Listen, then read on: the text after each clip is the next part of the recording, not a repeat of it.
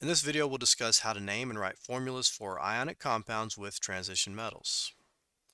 Many transition metals could have more than one possible charge. Iron is a good example of that.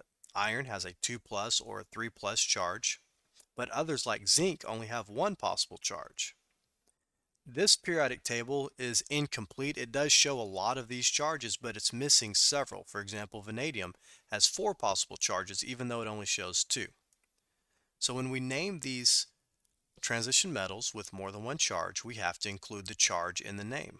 So chromium with a 2 plus, we call chromium 2.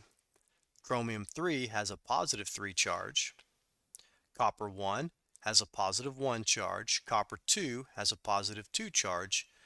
But then aluminum and zinc, for example, they only have one possible charge, so we don't include the Roman numeral.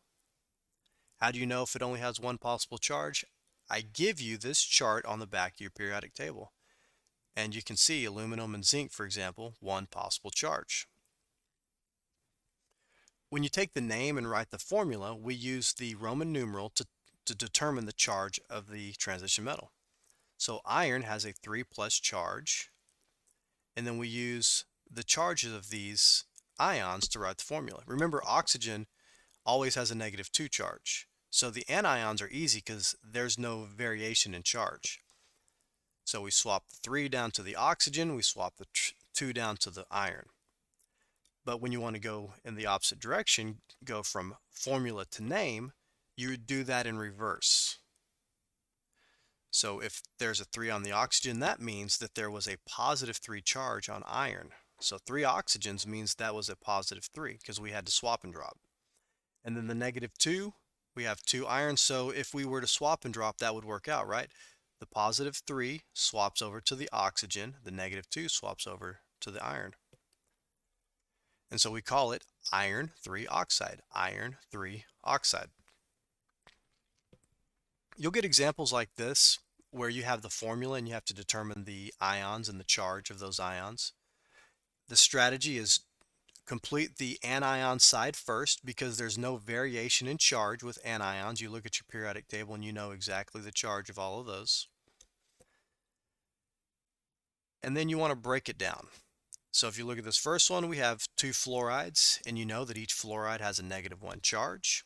So that's 2 negative 1s for an overall negative 2.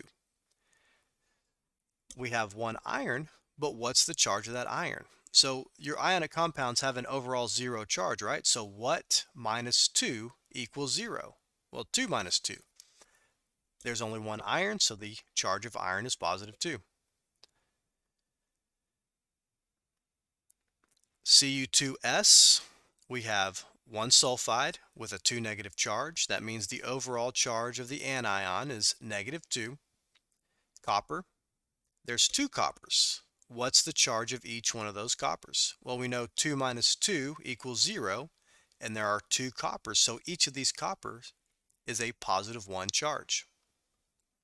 So Cu plus 1 is the charge. CrO2, we have 2 oxygens with a negative 2 charge each. Overall charge is negative 4. 1 chromium, we know 4 minus 4 is 0, so the charge of chromium is positive 4.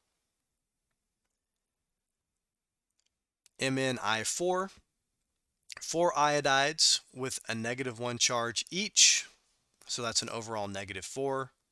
There's only 1 manganese in this formula. There's only one of them. So 4 minus 4 is 0. That means the charge of the manganese is positive 4.